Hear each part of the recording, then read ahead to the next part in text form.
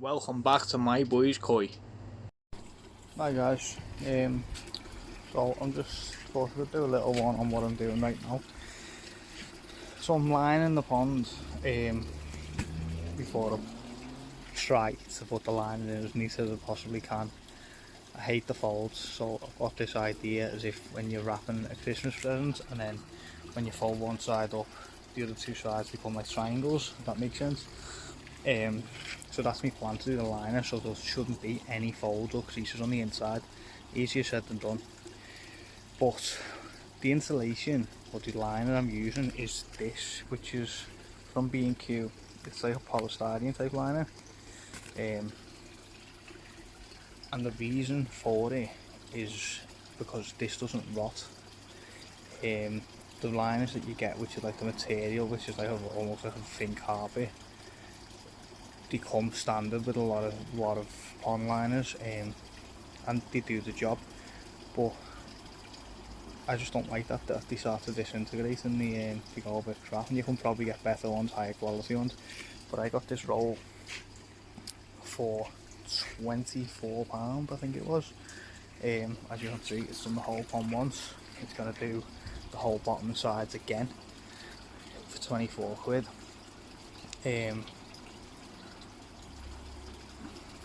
Maybe there's better ways out there, maybe this isn't the right way to do it, I don't know, but I think it's a decent material to use. It's quite thick. Any splinters or anything from the OSB board will not get through. Yeah. So I'm hoping this works. I think it will work. Like, to be honest, it doesn't need to be over engineered really. The pond liners are quite very thick. This is a nice box, there's no stones, there's no screws or nothing, so it should work. But this is what I decided to use. Just wooden floor insulation, say £24 roll. So we'll see, but I'll keep you updated. So this is the liner that I've decided to go with, All Pond Solutions. As you can see what it says. A long time of warranty.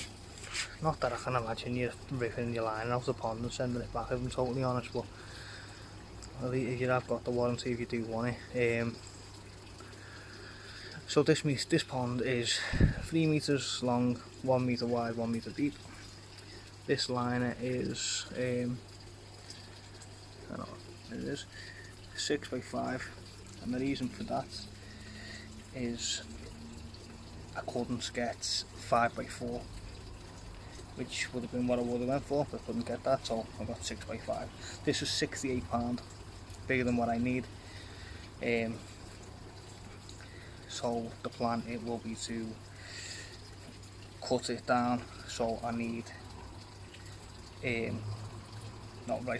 needed 6 by 4, but I couldn't get 6 by 4, so there's 6 meters right. So you're gonna have one side down the pond, 3 along the pond, 1 back up, half a meter either side, overhang. On the inside you're gonna have 1 meter down, 1 meter across, 1 meter up, and then you'll have a meter either side overhang, which I only wanted half a meter, which I'd cut that down to about 2 inches, eventually 3 inches. But so this is it. I wanted 6 by 4, I end up with 6 by 5, no big deal really. And yeah, so bit of a miserable day today. We got rain, everyone's been wishing for rain. Well, it's here, we've got it. Doesn't make this job easy, but we'll see anyway. Let you know how I get on. So 15 minutes after the last clip, and my neat little parcel is definitely some way off. Like, if that doesn't make you laugh, I don't know what will. I think it might make me cry. So yeah, as you can see, that I am slowly getting the shape. This backside is starting to look right. So what I've got to do now is get this side looking right, and then I can work on folding the ends in to make the little parcel shape that I want to do. What I'm doing is I'm using a fold line. So I'm lining the fold line up with the wood here, and then that's going to allow me to know roughly where the water's sitting, so I can see there now. When I push a little bit of slack over at the bottom, that side will be a metre, so then I'll measure the back and I'll understand the width that this side needs to sit at. You see, I haven't done the metre on either side, surely because it just didn't work out like that when I was doing it. And this extra pond line and stuff, it's handy to have around when I use it to help me waterproof the roof, I don't know. But yeah, you see that corner as well, that's starting to look neater. So all that bulkiness at the top, the bagginess, I need to tidy that up and make that a nice neat point to fold in. I will cut some of it away because that's just excessive, I don't need it all, but I don't want to cut anything away until I get the shape right. So I've got it a little bit straighter now, so it's straight on this side, it's straight on this side, these sides aren't straight. Now there's that, now there's the corners, but the actual shape is there, so I just need to neaten it out. And the best way to neaten it out is let the water do the work. As the water gets heavier and fills, it'll start to take its own shape the way the line should sit. I won't put too much water in it, so I've still got control over being able to like knock the line each way. I've got all this extra liner, it's nice and straight now, so I can just cut all this away. Need be, I haven't cut it yet, obviously I'm not going to need any of that, but I haven't cut it yet because as the water fills it, the liner will start naturally pulling, so it can pull as much as it needs in, without me cutting in and then going, oh, I'll cut it too short, or me cutting loads extra and then cutting it off and having to bin the extra piece, because essentially there's a small pond worth of line there, so this is just the way I'm going to do it anyway. So yeah, literally watching water come out of the hose pipe. So I'll keep it updated. So guys, as you can see, I've turned the liner. Now that we've got a decent amount of water going into the bottom, and it's took the shape.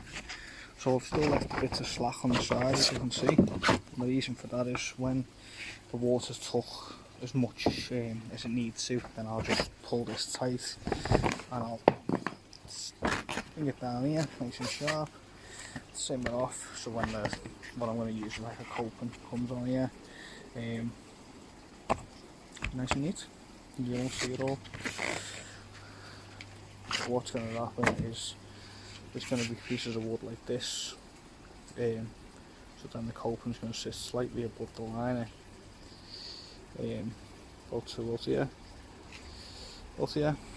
and then that means I can fill it right up to there with water, so that when you look over the pond, the water will literally be an inch or so under, well, below where the coping starts. So it's now coming along nicely. I've sort of rushed this. I had every intention of doing it dead slow and putting a window in and building like the pergola over the top first, and I had all the best intentions in the world, but other stuff's come up which will be revealed in the next couple of days, and I just couldn't. I just won't have the time come the end of this week. There'll be only time for, well, obviously maintaining these ponds, but then your time will be going into the new projects. I'm going to fix this because the lines fell in, so it's not back. So guys, what I was saying before, you can see that corner that I draw bag, you know, if I push that in, I'd have all kinds of pockets, and the little fry would end up inside them. So what I've done is I've still got a bit of a pocket, but I've folded it under itself. So rather than having loads of baggy pockets, I've got this one here. So I'm going to get that tight down as I possibly can, and I'm going to try and make it so that the fish, even when it's even when they try, they still can't get underneath the flap. Obviously if they're small enough they will get under there and food will hide under there and stuff like that, and there's only a level I can do it to because it's a liner, but you can see that apart from that end needs pulling out, which I will do. It's now pretty straight. It said like I put these couple of screws and washers on this side, but they just need taking out. This needs pulling out, and then that excess just needs pulling back. So it's just messing with it really. It's just putting something in and then taking it out and making it a bit tighter and then putting it in. So what I've done on the back, try and show you, so I'll explain. Because I wanted a 4 metre here and the way I built it, this was sort of always the plan. So what I've done is obviously the liner, because it's the back as well, I've left the extra liner because it's just on the waterproof, the wood underneath, you can't see it so it doesn't matter. So then I've put these pieces, 8-inch piece of 3x2, sitting just about half an inch shy. So when the 2-inch coping, it's going to be 8x2 tannalised timber. When that goes the full length here, that will make this back bit height. It'll come to about here, so it'll look like, you know, not infinity but not far off the height of the water. So that's the plan with that. And then I'm going to brace brace cross sections, like so it's, if I'm going like that way, diagonal against the wood and into here, and that's only doing that on the back, and the reason for it is because the back of the shower is going to sit back here, and there's going to be weight in that, so in the middle somewhere then one's going to be braced, and I'll probably put a couple more noggins on the end, in the middle, just to support that. But I wanted to show you because I did try to do pen to paper at the beginning, but I don't normally do pen to paper. I only done that for the videos benefit. I just know what I sort of want to do, and I build off the plan that's in my head. So you can see there's a little bit of line there needs pulling up, so I'll do that. Then the last 2 noggins need lifting, pulling, because the line's gone slightly out. I done it from behind so I couldn't see. So again, 2 minute fix, undo the screws, pull it tight, screw them back in. They're on the outside of the pond, so no water can leak through them anyway, so it doesn't matter. Just making sure that you don't put any holes on the inside. And yeah, just need to straighten this up and pull it tight and stuff, but you can see there's about 5 inches of water in there now. It's got the perfect shape what the pond's going to stay at. And yeah. Surface area, this was all about surface area for me. I could have built a square, but I didn't want to. I wanted it long and thin, to give the fry a better surface area to grow on.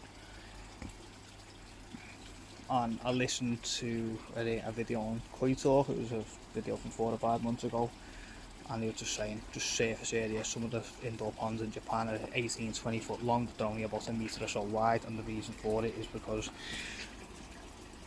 they want them to be able to swim up and down, using the muscles rather than a small square area. And sorry if I got my point then, but yeah, so long and thin, slides right in. I'm only messing. Yeah, just give them as much surface area as you can, make them grow. There's a few hundred in here, but 200 in the tank. They're all going to be in this for the winter probably. Maybe a few might stay in the tank. I might hand select a dozen that's going to live inside, but everything else is going to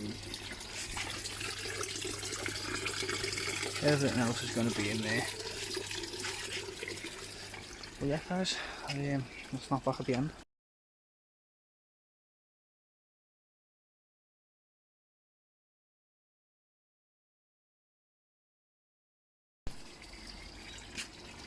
So the pond's been running all night on a trickle, but I come down this morning and there was less water in it than what I'd put in last night. I still need to fix that corner, but apart from that, the other corners are city needs. Pull these up a little bit more and stuff, but you can see it's getting there. It's quite neat. I just need to get around the back and move them little noggins and pull that in. But yeah, so I had the water going in on a trickle, and I come down and there was less water in it. So then I panicked. So there's one or two things. The hose pipe was left inside the pond.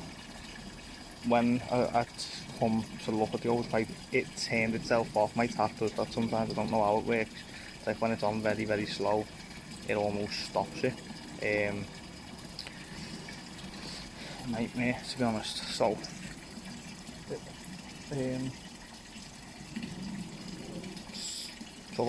it's either the tap had turned off and then the water siphoned back, and then this has got like a little bit of a drip. You can see it there. I just need to put a bit more plumber's tape on it, but it does leak a little bit. So what I think happened was this water siphoned back into that and then dripped out of it, and over the course of 8-9 hours it lowered the water down by about half, rather than filling it. So the intention was to have it trickle in and lower that chlorine right down, but instead I'm just gonna fill it faster because I'm worried about this leak. I want to make sure there isn't a leak here, so I'm just going to fill it faster, and then I'll let the water sit for a few days, let the chlorine go. It'll just go naturally on its own. If not, if I want to use the pond faster, I'll go and buy some dechlorinator just to put in. I don't normally use that, but this one I will do. So I made a massive mistake. So I was going on about having the liner nice and neat and having the right width. You see them screws at the top? When the water had filled it, and I hadn't realised because I'm concentrating on this side, I was about less than half an inch from the top with that piece of liner. So all the messing around with it, I just haven't got it right, and I'm gutted, you know, absolutely gutted, because it's only something petty, but it's only going to bother me and no one else. It still means I can fill it to, you know, less than a centimetre from this very top, which is I probably wouldn't have filled it that high anyway, but now it's going to cause me to have to stop it. That looks higher, but it's not. That's just extra, that's just extra like, thing on the top. So all in all, it'll be with a little bit of leeway just so the water doesn't splash over, about an inch from the top. Just like gutted by that because I wanted it right up high. But oh well, it's not going to be, because I am being lazy, but I'm just not doing it. I'm not taking it all apart and messing around with it again. These liners are an absolute nightmare. Those were supposed to get off then. Yeah, these liners are an absolute nightmare. They're hard to manipulate. And I'm impatient as well. Like I really should have just left it where it was at and then come back the next day, but I was out here till 10 o'clock in the end messing with this. I was about 5 hours all in all between trying to straighten the liner, filling up the pond. I was obviously going in as well, watching the new episodes of the Game of Thrones, but which is good if anyone's interested. It was good.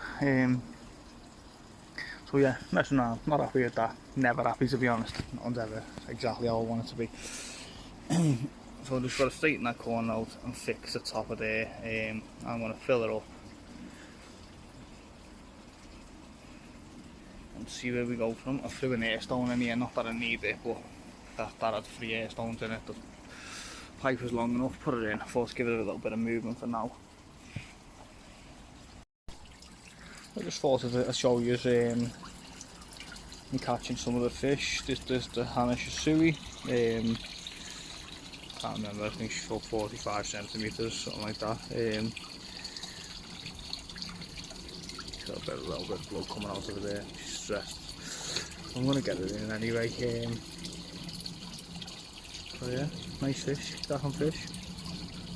I'll be honest though, this fish has showed me that I don't like Shisui, so I'll probably never have another one, but I'll never get rid of this one either, so it is what it is. Yeah, just thought I'd show you. And I've already moved a couple over, I'm going to carry on moving the rest over. So this is the male Benny Kikikuru. I watched the podcast live stream, whatever you want to call it, before, and they were literally said one of the fish you'd never have is a Kikikuru, because they never really look clear colours. I think this fish is stunning looking, like really is.